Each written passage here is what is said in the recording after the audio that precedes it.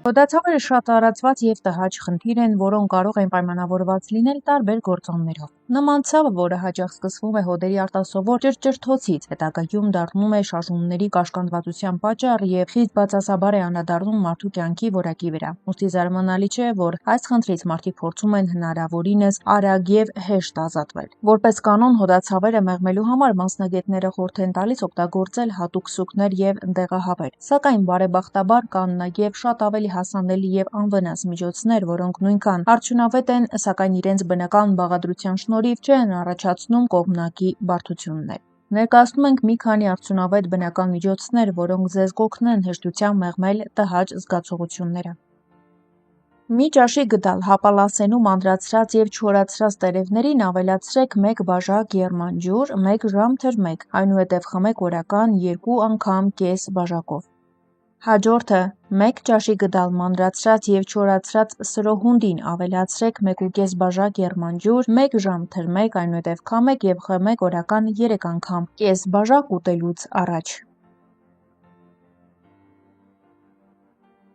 Հաջորդը հոդերի աղային նստվածքների հոդացավերի դեմ առաջարկվում է 5 գրամ դափնու տերևը լցնել 300 մգ ջրի մեջ և եռացնել 5 րոպե, որից հետո թերմոսում թրմել։ Լուծույթը լցնել բաժակի մեջ և խմել փոքր կումերով 12 ժամվա ընթացքում, ամբողջությամբ և միանգամից չի կարելի։ Սա ընդունել 3 օր անընդմեջ, 1 շաբաթ ընդմիջում տալ, ապա նորից կրկնել մինչև ապաքինվելը։ Հաջորդը հոդացավերի դեմ խորհուրդ է տրվում վերցնել 50 գրամ կամֆորա, 50 գրամ մանանեխի փոշի, 100 մգ սպիրտ և նույնքան ձվի սպիտակուց։ Բաժակի մեջ լցրեք սպիրտը, դրանում լուծեք սկզբում կամֆորան, ապա մանանեխի փոշին։ Ձվի սպիտակուցը առանձին լավ հարել, խառնել նախորդ զանգվածին։ Գիշերը քնելուց առաջ այդ մածուկով տրորել ցավոտ հոդերը այնպես, որ քսուքը չչորանա, ապա թեթևակի սրբել խոնավ կտորով։ Հաջորդը ռևմատիկ ցավերի, հոդերի մրսածության դեպքում խորհուրդ է տրվում ցավազրկող, հանգստացնող հետևյալ միջոցը։ Դափնու տերևներ 6 բաժին, 1 բաժին գիհու ասեղնափշերը, 12 բաժին կարագի հետ լավ տրորել։ Այս քսուկը ունի անմիջական ազդեցության հատկություն։ Ժողովրդական բժշկությունը ռադիկուլիտի բուժման արդյունավետ միջոց նշում է նաև հետևյալ դեղատոմսը։ Մաքուր լվացած թարմ ձուն դնել քացախահյութի մեջ, ապակի անոթում։ 3 օր հետո, երբ կճեպը իսպառ լուծվում է և միջուկը պնդացած է լինում խաշած ձվի պես, հանել լուծույթի միջից, թաղանթը հեռացնել և տրորել։ Վրան ավելացնել 1-2 ճաշի գդալ արևածաղկի յուղ, լավ շաղախել և ստացված մածուկը նորից լցնել ամանում մնացած քացախալուծույթի մեջ։ Լավ խառնելուց հետո լցնել շշի մեջ, ամուր փակել և պահել մութ տեղում սենյակային ջերմաստիճանի տակ։ Ռադիկուլիտի սրման ժամանակ այդ դեղանյութը շշում լավ հարելուց հետո գիշերը քսել ցավոտ տեղին, մեջքը փաթաթել բրդյաշալով և վրան ջեռակ դնել։ Հաջորդ դեղատոմսը 1 ճաշի գդալ մեղր, 1 ճաշի գդալ մանանեխ, 1 ճաշի գդալ արևածաղկի յուղ, լավ խառնեք իրար։ Ջրի գոլորշու վրա եփեք մինչև միասեռ զանգված դառնալը։ Պատրաստի զանգվածով մերսեք ցավոտ մասերը։ Տաք և սառը կոմպրեսներ, տաքացնող միջոցներ։ Սրանք օգնում են թուլացնել մկանները և բարելավել արյան շրջանառությունը։ Կարող եք օգտագործել նաև տաք ջեռակ կամ տաք հաղով լցված պարկիկ։ Սառը կոմպրեսներ։ Սրանք արդյունավետ են սուր բորբոքման և ուռածության դեպքում։ Սառույցը փաթաթեք սրբիչով և դրեք ցավող հատվածին 10-15 րոպե։ Երբեք սառույցը առանց կտորի չդնեք ցավոտ հատվածի վրա։ Հաջորդը բնական քսուկներ և թռչոցներ։ Մեղր և դարչին։ Խառնեք 1 ճաշի գդալ մեղրը կես թեյ գդալ դարչինի հետ։ Այս խառնուրդը կարող եք ուտել և քաղցած փորին կամ քսել ցավող հոդին։ Հաջորդը հրաշալի միջոց է՝ կաղամբի տերև։ Վերցրեք թարմ կաղամբի տերևը, մի փոքր ճզմեք, որպեսզի հյութը դուրս գա, դրեք հոդին և փաթաթեք տաք կտորով։ Լավ կլինի այն թողնել ամբողջ գիշեր։ Խնձորի քացախ։ 1 թեյ գդալ խնձորի քացախը խառնեք 1 բաժակ ջրի հետ և խմեք։ Այն օգնում է օրգանիզմից դուրս բերել տոքսինները, որոնք կարող են բորբոքում առաջացնել։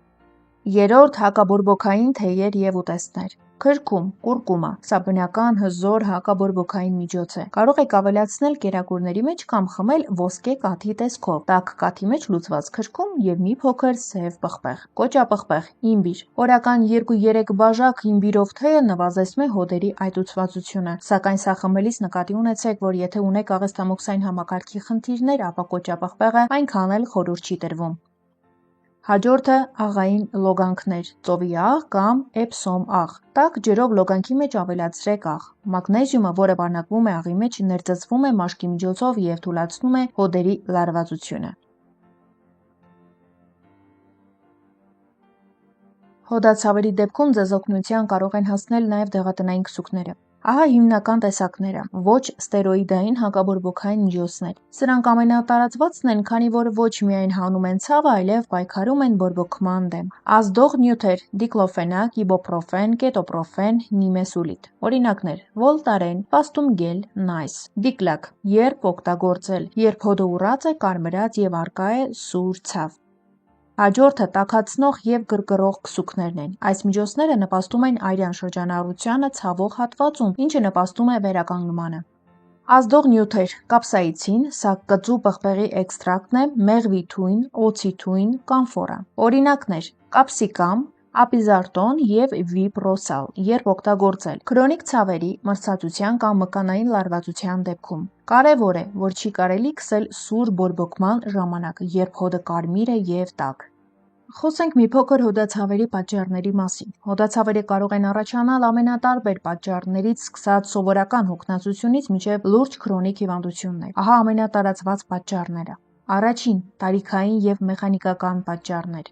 Օստեոարտրոզ, մաշվածություն, սա ամենահաճախ հանդիպող պատճառն է։ Տարիների ընթացքում հոդաճառը բարակում է, ինչի հետևանքով ոսկորները սկսում են շփվել միմյանց հետ, առաջացնելով ցավ և շարժունակության սահմանափակում։ Ավելորդ քաշ։ Մարմնի ավելորդ զանգվածը հավելյալ ճնշում է գործադրում հատկապես ծնկների, կոնքազդրային հոդերի և ողնաշարի վրա։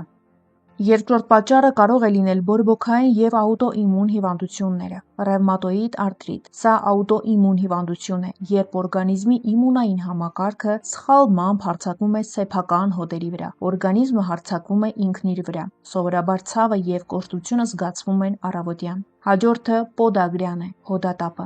Առաջանում է օրգանիզմում միզաթթվի ավելցուկից, որի բյուրեղները կուտակվում են հոդերում, ավելի հաճախ ոտի մեծ մատի հոդում, առաջացնելով սուր և տանջող ցավ։ Երրորդ՝ վարակներ, ինֆեկցիաներ, վիրուսային հիվանդություններ։ Հաճախ գրիպի, անգինայի և նույնիսկ COVID-19-ի ժամանակ մարդիկ զգում են ոսկորների ջարդվածություն և հոդացավ։